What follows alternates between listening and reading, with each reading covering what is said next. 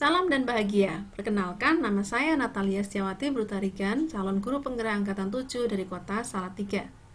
Saya didampingi oleh Bapak Muhammad Kusdi sebagai fasilitator dan pengajar praktek Ibu Sri Dodo Puji Lestari.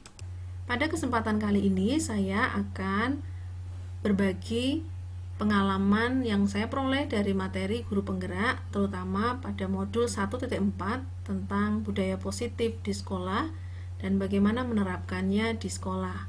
Saya membagikan pengalaman kepada rekan sejawat tenaga pendidik dan tenaga kependidikan di SD Kristen 3 Ebenezer Salatiga.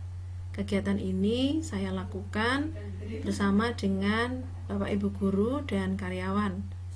Berikut adalah rangkaian proses diseminasi yang saya lakukan di sekolah bersama dengan Bapak Ibu guru. Bu Natalia, Engkau berkati dengan hikmat, dengan kebijaksanaan sehingga dapat menyampaikan hal-hal yang harus disampaikan dengan baik. Berkati kami sehingga kami dapat lebih fokus mendengarkan dengan sungguh-sungguh. Terima kasih Tuhan, kami serahkan acara hari ini ke dalam tangan kasih setia Tuhan. Dalam nama Tuhan Yesus kami telah berdoa. Amin. Ya, terima kasih Bu Martini. Berikutnya saya mohon dengan kasih Bu Riyadi Astuti berkenan untuk memberikan testimoni sejenak tentang guru penggerak. Silakan Bu Riyadi.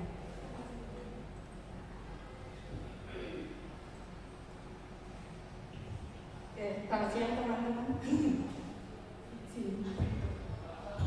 Ya, terima kasih Bu Natalia untuk memaksa.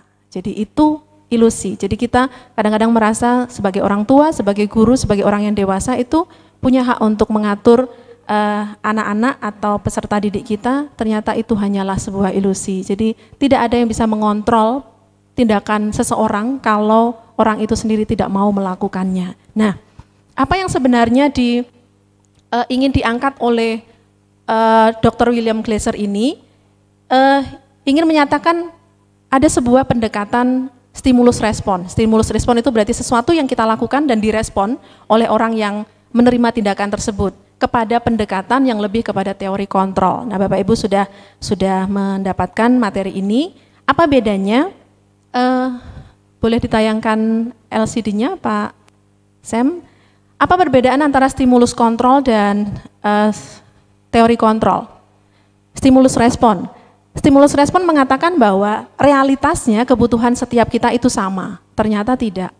Teori kontrol mengatakan realitanya kebutuhan setiap orang itu berbeda satu dengan yang lain.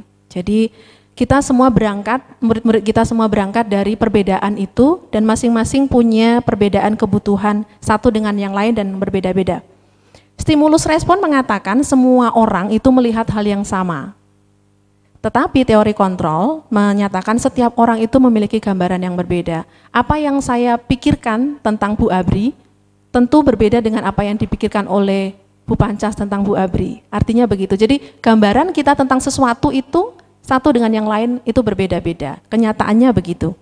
Lalu stimulus respon menyatakan kita mencoba mengubah orang agar berpandangan sama dengan kita. Jadi mungkin dalam hal ini ketika kita punya pandangan, oh yang ini baik untuk dilakukan, lalu kita memaksa orang lain untuk melakukan hal yang sama karena ini baik menurut kita.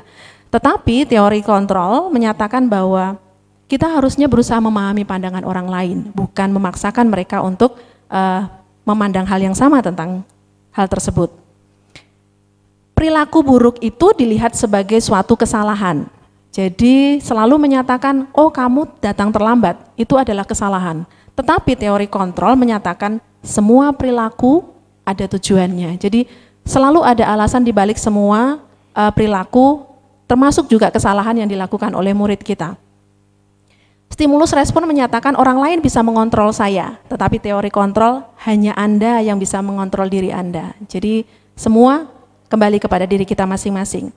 Saya bisa mengontrol orang lain, kata stimulus respon, tetapi teori kontrol Anda tidak bisa mengontrol orang lain. Jadi kalau misalnya Bu Ria memaksa saya untuk mengikuti keinginannya, jelas tidak bisa. Kalau saya tidak mau, artinya begitu Bapak Ibu. Jadi kolaborasi dan konsensus itu menciptakan pilihan-pilihan. Artinya ketika ada sebuah tindakan, lebih baik kita mengambilnya sebagai sebuah kolaborasi supaya ada pilihan-pilihan yang bisa kita berikan sehingga kedua-duanya bukan siapa yang menang dan siapa yang kalah, tetapi dua-duanya kedua belah pihak menjadi menang dan sama-sama menang. Next, Pak Sam. Oke, next. Oke, next lagi. Nah, Bapak Ibu, apa itu budaya positif? Budaya itu dalam Kamus Besar Bahasa Indonesia adalah pikiran, akal, adat istiadat. Jadi kebudayaan itu adalah kegiatan penciptaan batin manusia, sama seperti kepercayaan, ya, sama seperti kepercayaan itu adalah sebuah budaya. Next, lalu kita akan membicarakan tentang budaya sekolah, ya. Budaya sekolah kita itu berarti apa itu budaya sekolah? Berarti sekumpulan nilai yang kita percayai bersama-sama di dalam sekolah kita ini, yang kita biasakan, yang kita praktekkan oleh seluruh warga sekolah maupun oleh seluruh stakeholder yang terkait dengan sekolah. Next, bagaimana mewujudkan budaya positif di sekolah? Salah satu caranya adalah dengan menerapkan prinsip disiplin positif. Bapak Ibu, kalau ditanya tentang disiplin, apa yang ada di pikiran Bapak Ibu? Disiplin itu berarti apa, Bapak Ibu? Kalau mendengar kata disiplin, apa yang ada di benak kita? Tata tertib, apalagi biasanya ya? Takut, apalagi? Patuh, harus patuh. Jadi kalau ada kata takut, patuh, itu berarti sesuatu yang, apakah itu sesuatu yang nyaman, Bapak Ibu, kalau mendengar kata disiplin? Sepertinya tidak ya, lebih ke kata yang tidak nyaman. Tetapi sebenarnya disiplin itu bukan hal yang kesana. Jadi sebenarnya disiplin itu menurut Ki Hajar Dewantoro, next Pak Sam. Ki Hajar Dewantoro menyatakan begini, next. Di mana ada kemerdekaan, disitulah ada disiplin yang kuat. Ini filosofinya Ki Hajar Dewantoro.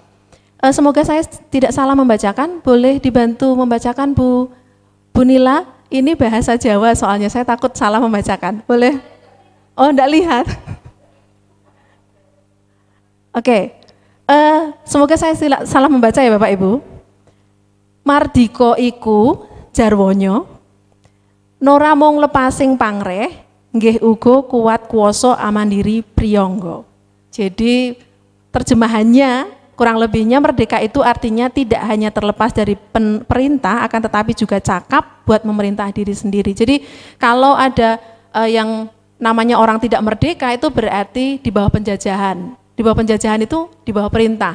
Tetapi ternyata kalau kita mengatakan bahwa bangsa Indonesia merdeka itu bukan hanya terlepas dari penjajahan, tetapi juga namanya merdeka yang sesungguhnya itu ternyata juga orang yang harus bisa memerintah dirinya sendiri, cakap memerintah dirinya sendiri. Itulah arti kemerdekaan yang sesungguhnya. Jadi tidak perlu ada orang yang mengontrol, tetapi diri sendiri yang mengontrol. Artinya Bapak Ibu, ini juga menjadi sesuatu yang baru buat saya ketika saya mendapatkan pengetahuan ini. Oh iya ya, selama ini ketika saya menjadi guru, saya masih menjajah murid saya. Kenapa? Karena saya masih memaksakan apa yang ingin saya inginkan untuk mereka lakukan. Jadi artinya bahwa saya masih dalam taraf menjajah murid saya. Saya belum memerdekakan mereka. Ketika kita ada dalam taraf memerdekakan mereka, itu berarti mereka harus bisa memerintah diri mereka sendiri. Bagaimana caranya? Kita akan lihat. Ini disiplin itu sendiri berasal dari kata disiplin, atau dalam bahasa Inggrisnya sebenarnya dengan arti yang sama dengan kata murid atau pengikut. Sama seperti kalau kita mengikuti sebuah keyakinan agama, kenapa kita mengikutinya? Karena kita yakin bahwa itu sesuatu yang penting untuk kita, berharga untuk kita. Jadi kita tidak akan mudah digoyahkan meskipun ada godaan misalnya ya, ada yang harus kita lakukan, yang harus kita korbankan karena kita sudah yakin itu untuk diri kita sendiri. Next, Pak. Nah, next, berikutnya. Next. Oke. Nah, Bapak Ibu, ada 3 motivasi yang mendasari perilaku manusia. terutama dalam hal melakukan disiplin, terutama bagi murid-murid kita. 3 itu, yang 2 ternyata motivasinya dari eksternal, itu berarti motivasi yang berasal dari luar dirinya, dan ada 1 yang motivasi itu berasal dari diri sendiri. Yang pertama, motivasi eksternalnya adalah untuk menghindari ketidaknyamanan atau hukuman, karena memang dari kata disiplin itu selalu, kalau kamu tidak taat, berarti ada hukuman, ada ketidaknyamanan yang akan mereka terima. Jadi mereka akan melakukannya tetapi dengan motivasi eksternal supaya tidak kena hukuman.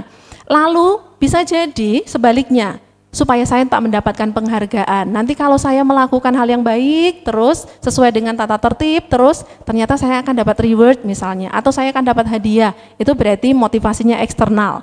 Dan motivasi yang eksternal ini itu berarti motivasi yang mengontrol mereka yang berasal dari luar, bukan karena mereka yang mau melakukannya, tetapi karena ada paksaan dari luar. Nah, itu berarti itu adalah pembelajaran yang belum memerdekakan, masih merupakan penjajahan, begitu ya. Jadi itu sebabnya di sekolah sekarang sedang didengungkan untuk menghindari hukuman dan pemberian reward, karena itu membuat motivasi eksternalnya semakin berkurang. Lalu yang motivasi internal itu untuk menjadi orang yang mereka inginkan dan mereka menghargai diri mereka dengan nilai mereka percaya. Artinya bahwa motivasi melakukan disiplin itu harus berasal dari diri mereka sendiri. Berarti mereka melakukannya karena mereka yakin itu sesuai dengan nilai-nilai mereka. Karena mereka merasa aku ini adalah orang yang yakin bahwa kalau aku melakukan ini itu baik untukku. Jadi itu motivasi internal untuk keyakinan nilai-nilai yang mereka percayai untuk mereka lakukan sendiri. Nah Bapak Ibu, next Mister, ini mungkin bisa jadi refleksi untuk diri kita sendiri. Seandainya nih kita melakukan hal seperti ini, kita membandingkan diri kita dengan murid kita. Kalau ada peraturan di sekolah misalnya, kita bagaimana ketika kita sengaja melakukan sesuatu yang menyakitkan bagi kita, yang bertabrakan dengan disiplin itu. Apa yang kita lakukan? Apakah kita tetap memilih melakukannya? Mengapa kita memilih melakukannya? Berarti itu, semoga itu bisa menjadi refleksi bagi diri kita sendiri. Next. Nah, Bapak Ibu, bagaimana jika terjadi pelanggaran? Tindakan apa yang harus dilakukan? Ada 3 jenis tindakan ya. Yang pertama adalah hukuman, yang kedua konsekuensi, yang ketiga restitusi. Apa bedanya? Nah, apa bedanya? Yang pertama, hukuman. Next. Hukuman itu berarti sesuatu yang diterima bukan atas dasar kesepakatan, jadi dari salah satu pihak, dan itu berupa paksaan biasanya. Jadi misalnya ada murid datang terlambat atau ada murid kita yang bertengkar, misalnya ada murid saya 2 orang yang bertengkar, saya menghukum mereka. Menghukum itu berarti saya, dari pihak saya. Hukuman itu berasal, tindakan itu misalnya saya suruh mereka berdiri, satu di belakang pojok kanan, satu di belakang pojok kiri, itu berarti kan dari saya, tidak ada kesepakatan sebelumnya, dan itu bisa jadi berupa psikis, berupa kata-kata juga bisa, berupa fisik juga bisa, dan itu adalah sebuah hukuman. Lalu ada yang kita sebut dengan sebuah konsekuensi. Berikutnya, konsekuensi itu apa? Konsekuensi itu kita sudah punya aturan yang kita sepakati bersama. Kalau yang kemarin pada pertemuan sebelumnya, mungkin tahun-tahun sebelumnya kita sudah punya kesepakatan kelas ya, berarti ada yang sesuatu aturan di dalam kelas kita yang kita sepakati. Nah, kalau kamu langgar kesepakatan, maka kamu akan menerima konsekuensinya. Konsekuensinya sudah kita sepakati bersama, itu berarti konsekuensi. Jadi mereka tahu kalau mereka melanggar itu, mereka akan mendapatkan sanksinya, konsekuensi. Berarti ini sudah lebih baik gitu ya, dibandingkan dengan hanya hukuman. Tetapi kita akan melakukan bukan konsekuensi, tetapi di atasnya itu. Jadi kita akan melakukan apa? Kita akan melakukan restitusi. Jadi apa itu restitusi? Jadi ini didasarkan dari sebuah penelitian sebenarnya, bahwa kalau seseorang diberi konsekuensi, misalnya di penelitian itu ada penelitian yang begini, saya bacakan Bapak Ibu. Anak-anak diminta mengingat kata-kata tertentu dalam penelitian itu ya. Kemudian mereka diminta mengambil kartu yang berisi kata-kata yang diingat. Tetapi ada 2 kondisi. Yang pertama, kondisinya adalah anak-anak yang betul akan diberi makanan kesukaan mereka. Tetapi di kondisi yang kedua, anak-anak tidak diberikan apa-apa meskipun mereka benar, tetapi hanya diberitahu jawabanmu benar, begitu. Ternyata hasilnya adalah anak yang mendapat permen atau makanan, jumlah jawabannya ternyata lebih banyak tidak tepatnya dibandingkan dengan anak-anak yang hanya diberitahu jawaban yang benar saja. Jadi penelitian ini menunjukkan bahwa sebenarnya tampaknya hal yang baik kalau kita memberikan reward atau penghargaan pada tindakan anak, tetapi ternyata itu tidak baik untuk mereka karena itu bukan mendorong mereka untuk melakukan disiplin positif. Lalu ada 5 kebutuhan dasar manusia. Ini sebagai dasar untuk kita memandang alasan dibalik semua hal yang dilakukan oleh murid-murid kita, termasuk juga kita sebagai Bapak Ibu guru. Yang pertama ada kebutuhan dasar untuk bertahan hidup, termasuk kebutuhan finansial, makanan, pakaian, tempat tinggal, dan lain sebagainya.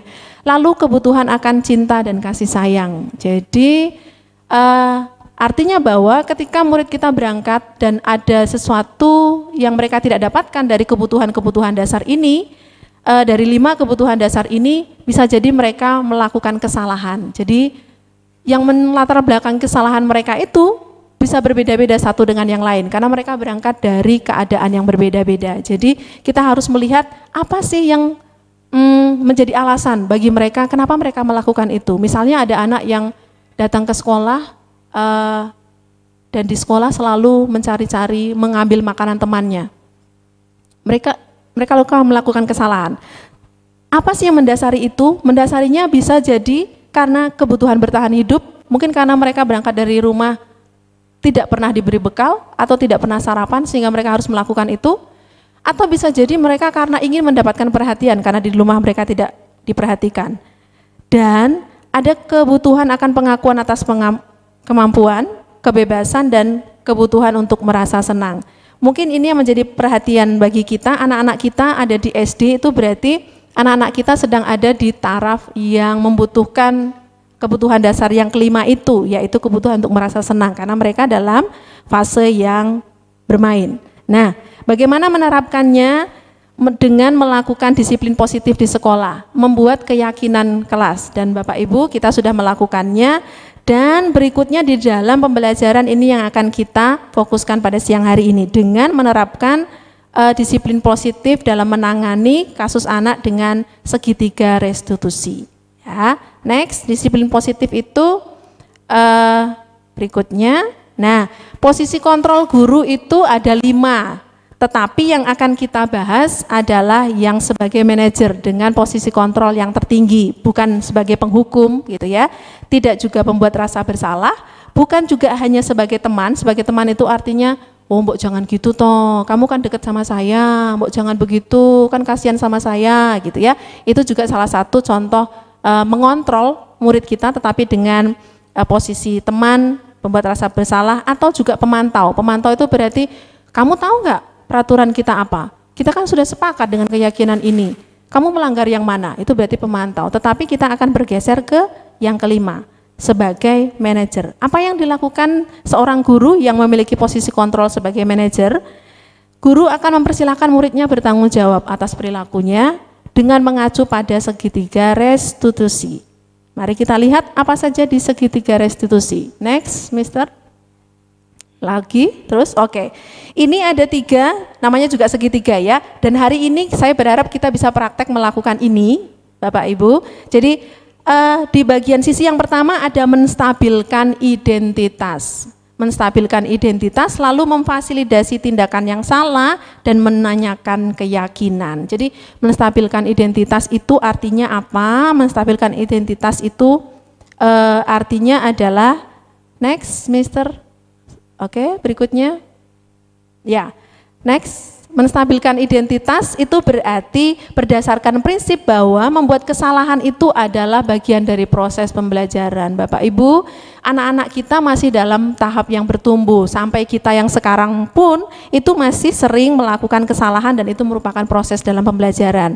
Jadi kita harus menstabilkan identitas mereka. Ketika mereka melakukan kesalahan, kita mengembalikan nilai diri mereka. Supaya nilai diri mereka tidak jatuh, kita menstabilkan dulu. Dengan kata-kata apa? Biasanya kalimatnya diucapkan begini, berbuat salah itu tidak apa-apa. Tidak ada manusia yang sempurna. Saya juga pernah loh melakukan kesalahan seperti itu. Kita bisa menyelesaikan ini.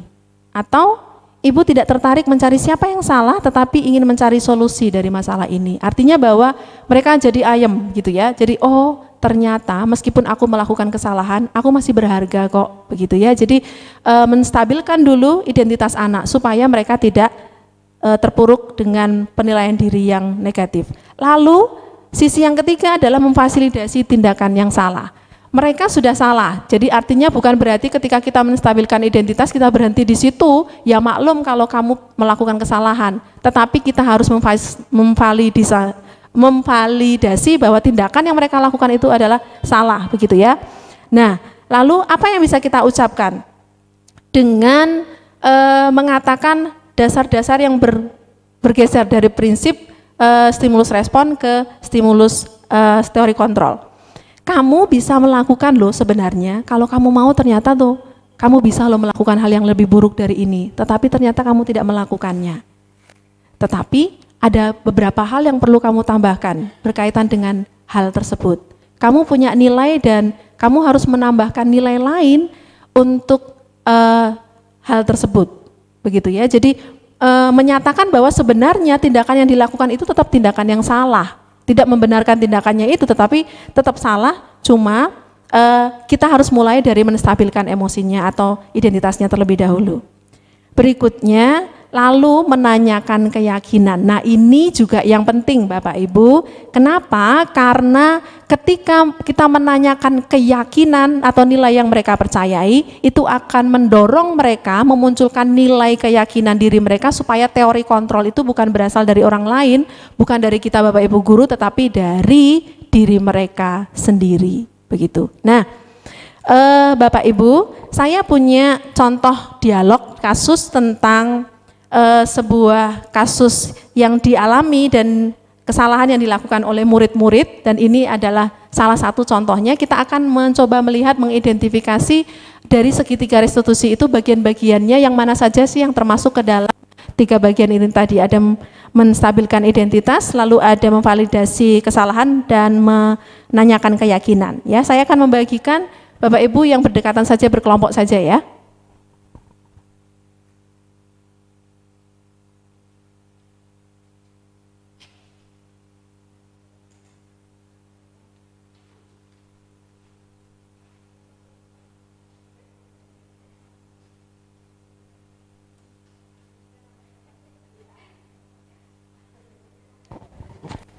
Ya, Bapak Ibu, silakan dengan kelompoknya masing-masing, silakan berdiskusi.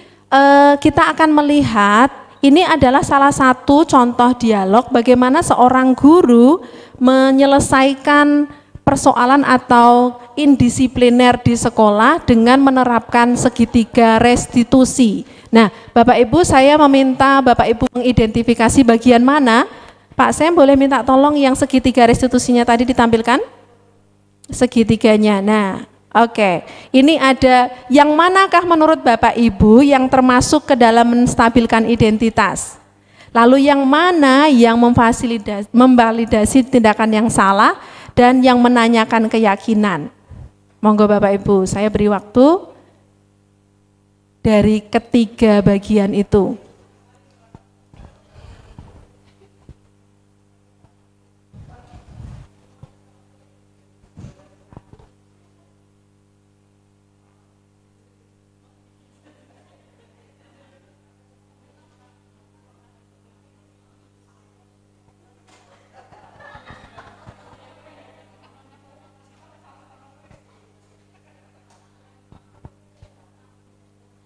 Ada menstabilkan identitas, lalu ada memvalidasi tindakan yang salah, dan ada menanyakan keyakinan.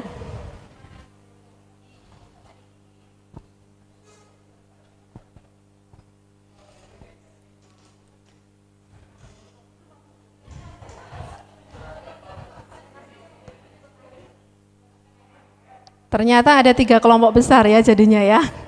Nanti yang satu kelompok akan saya minta untuk mengidentifikasi yang mana yang menstabilkan identitas, beserta dengan kenapa kok itu termasuk ke dalam menstabilkan identitas, lalu memvalidasi tindakan yang salah, dan menanyakan keyakinan.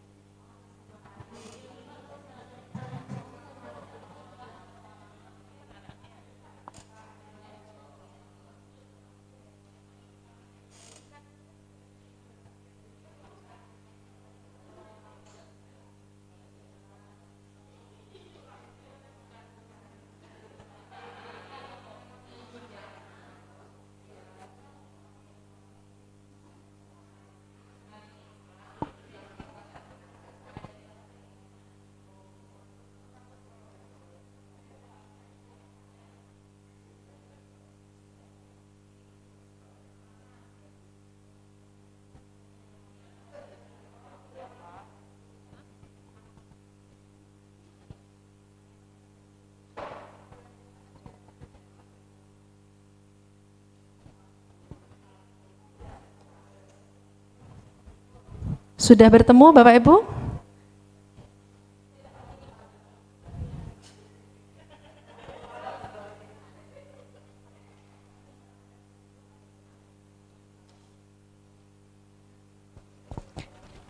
Silakan pilih juru bicaranya kelompok. Masing-masing menstabilkan identitas dulu. Silakan kelompok ini, kelompok apa namanya ini? Silakan siapa? Bu Nila. Kelompok cerdas. Oke. Aku enggak mau, Bu Nila. Aku mau cari orang. Aku kabeh salah kamu aku bali. Silakan kelompok 1. Kelompok, oke, kelompoknya. Oh, mau bertanya ya?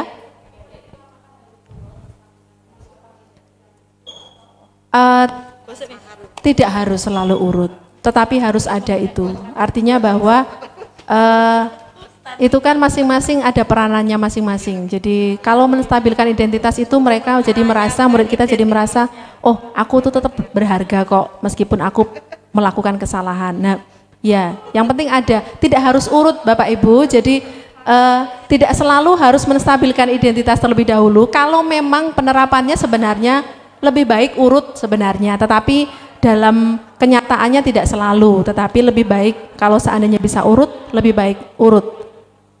Menstabilkan identitas. Oke, Bu Mar?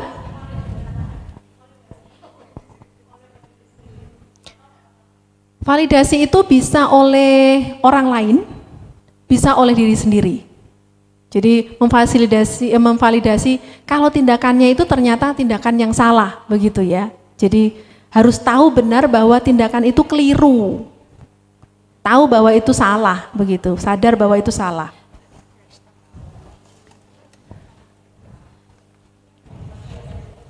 Mari, mikrofonnya dipakai berbicara, Bu. Enggak mau ngomong aku. Enggak mau ngomong. Tak tulis ke. Aku mau ngomong. Enggak mau. Kita mulai dari kelompok yang lain dulu boleh? Ya, ini masih butuh persiapan yang lebih lama sepertinya ya. Oke, Bapak Ibu ada yang sudah menemukan dan sudah lengkap menemukan? Kita coba yang pertama dulu. Bapak Ibu apakah kelompok masing-masing sudah menemukan bagian mana yang termasuk menstabilkan identitas? Sudah? Masing-masing kelompok sudah bertemu, oke? Boleh di kalimat yang mana sudah ketemu? Sudah, boleh dibacakan kalimat yang mana? Tinggal membacakan dialognya, boleh? Bu Abri? Ya. Baik, yang untuk validasi, baiklah. Ini yang apa? Iya, sorry. Menstabilkan identitas? Iya, menstabilkan identitas di kalimatnya Pak Joko. Di kalimatnya Pak Joko. Pak Joko. 1, 2, 3, 4, 5, 6, 7, 8, 9, 10, 11. Pak Joko yang urutan ke-11 dari atas. Iya. Berbunyi. Ke-6 ya. Oke. Baiklah, Bapak di sini bukan untuk mencari siapa yang salah. Bapak di sini untuk mencari penyelesaian sama-sama. Berpikir sama-sama tentang apa yang bisa kita lakukan untuk memperbaiki situasi ini. Kalian pasti melakukan itu ada alasannya ya. Pasti seru ya, main lempar-lemparan makanan seperti itu. Oke, terima kasih Bu Abri. Ada kelompok lain yang menemukan kalimat yang lain atau setuju dengan hasil dari kelompok ini?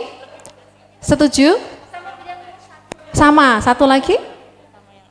Sama yang awal. Sama yang mana awal. itu? Ada 2. Ada 2? Validasi, apa namanya? Menstabilkan identitas. Mario, Adi, Bapak tadi dengar laporan dari guru piket di kantin. Sepertinya kalian dalam masalah ya?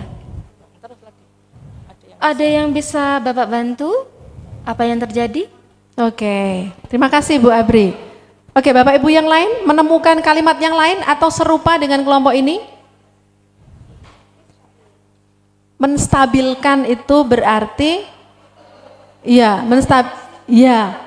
mengkonfirmasi bahwa mereka itu tetap berharga gitu ya. Mengkonfirmasi itu mereka tetap berharga dan selalu ada alasan. Jadi ketika kita tadi belajar tentang ada kebutuhan dasar manusia, berarti oh kamu tuh memang manusia yang lumrah gitu ya, normal karena masing-masing orang kan punya kebutuhan dasarnya masing-masing. Apalagi anak SD, seru ya main-mainan karena anak-anak kita memang sedang dalam masa bermain ya.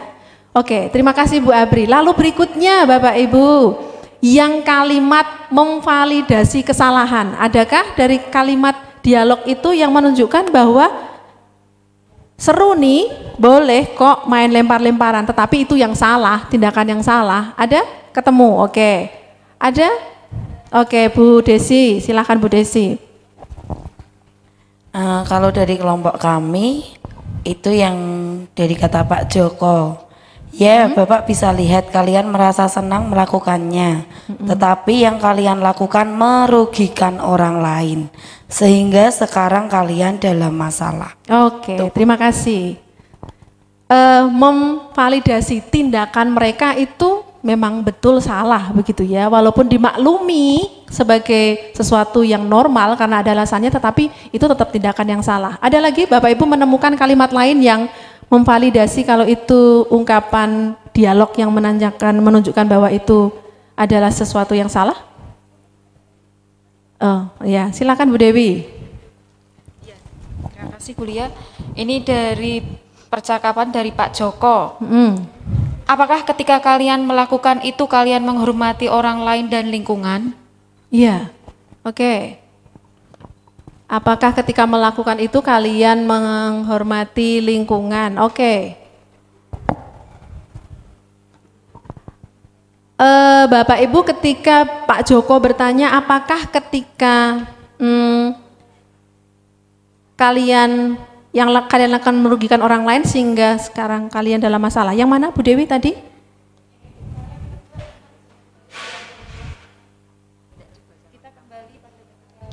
Oke. Iya, kalian berdua ingat dengan baik keyakinan kelas kita? Kita kembali pada ketika kalian main lempar-lemparan makanan dan mengenai Ibu Dina. Apakah ketika kalian melakukan itu kalian menghormati orang lain dan lingkungan? Bapak Ibu, apakah ini juga termasuk memvalidasi tindakan yang keliru? Tindakan yang salah? Ya. Ya, bisa jadi. Jadi karena mereka sedang tidak menghormati orang lain ya, dan itu tindakan yang keliru.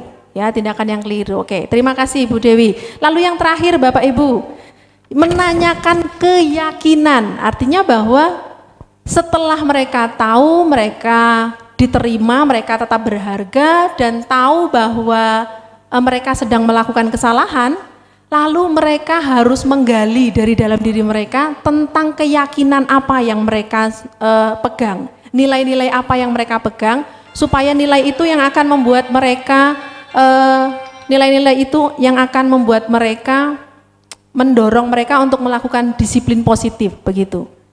Sudah ketemu dari kalimat ini sudah ketemu? Siapa yang sudah ketemu? Sebenarnya sudah ketemu semua ya, tetapi nggak apa-apa takut salah ya. Ya, boleh? Silakan Bu Abri. Baik, terima kasih Bu Lia. Ada di kalimat 1, 2, 3, 4. Kalimat dari bawah. Dari bawah. Urutan kelima, Pak Joko. Ya Pak Joko. Ya Pak Joko. Kalian berdua ingat dengan baik keyakinan kelas kita? Kita kembali kepada ketika kalian main lempar-lemparan makanan dan mengenai Ibu Dina. Apakah ketika kalian melakukan itu kalian menghormati orang lain dan lingkungan, lalu dapat respon dan dilanjutkan dengan dialognya Pak Joko yang urutan ketiga. Tapi kalian mendapatkan rasa senang. Menurut Bapak ada cara untuk mendapatkan rasa senang tanpa merugikan orang lain? Bagaimana menurut kalian penegasan? Oke. Ada lagi? Setuju Bapak Ibu yang lain? Menanyakan keyakinan, betulkah kamu yakin kalau tindakanmu ini sesuai dengan apa yang sudah kamu yakini, nilai-nilai yang sudah kamu pegang, begitu? Ada yang mau menambahkan? Oke, Bu Novi, silahkan. Silakan. Mungkin yang ini ya, yang Pak Joko ini. Sekarang mari kita bicara tentang keyakinan kelas dan keyakinan sekolah kita. Apa yang kita percaya, yang mana yang kalian belum tunjukkan. Kita harus bersikap baik satu sama lain. Kata Mario. Kata Adi, menghormati orang lain dan menghormati dirimu sendiri. Ya, betul, serupa gitu ya. Betul Bapak Ibu, jadi itulah pentingnya setiap kelas kita punya keyakinan. Oke, tepuk tangan dong. Yeay. Nah, itulah pentingnya setiap kelas memiliki keyakinan kelas. Jadi artinya bahwa kalau murid kita menulis, itu mereka menuliskan apa yang mereka yakin untuk mereka lakukan, karena itu nilai-nilai yang berasal dari diri mereka sendiri. Jadi ketika itu kita kembalikan kepada mereka, oh mereka diingatkan lagi, oh iya ya, ternyata aku sudah meyakini kalau nilai ini adalah nilai yang harusnya aku pegang. Dan itu setelah melakukan itu, maka langkah berikutnya sebenarnya kita harus meminta pertanggungjawaban mereka. Jadi bukan berarti setelah kita melakukan segitiga ini kemudian kita lepas, tetapi mereka minta mereka tetap bertanggung jawab. Oke, terima kasih untuk diskusinya Bapak Ibu. Berikan tepuk tangan untuk kita semua dong. Oke. Nah, betul sekali Bapak Ibu. Jadi segitiga restitusi ini adalah segitiga atau cara kita sebagai seorang guru yang bertindak sebagai manajer atau posisi kontrol seorang manajer ketika kita mengatur dan mengatasi kesalahan yang dilakukan oleh murid-murid kita. Dan setelah itu di kalimat dialog berikutnya Pak Joko tidak hanya melakukan segitiga itu, tetapi mereka meminta mereka untuk mencari solusi. Jadi solusinya harus berasal dari mereka sendiri. Begitu Bapak Ibu. Terima kasih, silakan kembali ke posisi semula. Ya. Nah, ini tadi adalah cara kita untuk melakukan disiplin positif di kelas masing-masing. Jadi saya percaya bahwa Bapak Ibu tidak lagi dalam posisi kontrol sebagai seorang penghukum, tidak ada lagi di zaman kita yang ada model guru seperti itu, tetapi kita perlu belajar untuk mencapai posisi kontrol yang tertinggi sebagai seorang manajer, dan itu adalah salah satu contohnya. Nah, saya berharap nanti masing-masing kita mencoba di kelas masing-masing, ternyata hasilnya lebih efektif Bapak Ibu. Jadi kalau murid kita sadar bahwa mereka yang mengontrol diri mereka bukan kita, itu akan jauh lebih efektif bagi mereka. Terakhir Pak Sam, yang kesimpulan. Nah, apa yang bisa kita simpulkan Bapak Ibu? Jadi bila seorang guru dapat menerapkan segitiga restitusi pada permasalahan yang muncul dan menerapkan dirinya pada posisi kontrol sebagai manajer, maka akan muncul ini tadi, motivasi intrinsik. Jadi bukan dari luar, bukan karena dipaksa oleh faktor dari luar, tetapi dari dalam diri murid-murid, sehingga nilai-nilai kebajikan itu akan berkembang dan menjadi kebiasaan. Jadi budaya itu berarti mulai dari sesuatu yang kita terapkan pelan-pelan, nanti lambat laun akan menjadi kebiasaan dan akan membentuk budaya positif di dalam murid kita dan terutama di sekolah kita. Nah, itu tadi yang saya bisa sharingkan Bapak Ibu. Semoga sharing kita dan praktek kita siang hari ini bermanfaat bagi setiap kita. Bagaimana kita menerapkan disiplin bagi anak-anak kita di sekolah kita ini. Begitu. Terima kasih sudah mendengarkan. Terima kasih untuk kerjasamanya dan perhatiannya. Kita akan menutup pertemuan kita. Mungkin ada pertanyaan, tetapi jangan pertanyaan yang sulit ya, karena saya juga baru belajar. Mungkin ada di antara Bapak Ibu yang mau bertanya. Kalau saya bisa menjawab, saya akan mencoba menjawab. Kalau tidak bisa, nanti saya tak simpan untuk saya berikan jawaban pada lain kesempatan. Ada? Tidak ada. Oke, terima kasih. Kita akan mengakhiri dengan berdoa. Oh, Bu Mar, ya silakan Bu Mar.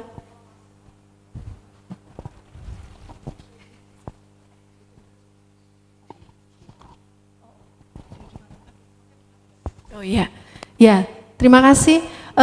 Mungkin bisa dimatikan dulu live streamingnya Mr. Sam. Oke, terima kasih. Oh boleh berdoa dulu. Kita akan berdoa terlebih dahulu. Mari kita berdoa. Terima kasih ya Tuhan, kami mengucap syukur siang hari ini kami boleh bertemu bersama-sama untuk memperlengkapi diri kami untuk pelayanan kami di sekolah ini. Kiranya Tuhan seluruh hal yang sudah kami pelajari itu boleh menolong kami untuk kami boleh memberikan pelayanan yang terbaik untuk anak-anak kami. Terima kasih. Kalau sebentar kami akan pulang ke rumah kami masing-masing. Berkati perjalanan kami, berkati seluruh aktivitas kami sepanjang hari ini. Terpujilah namamu Bapa di surga, dalam nama Tuhan kami Yesus Kristus kami berdoa. Amin.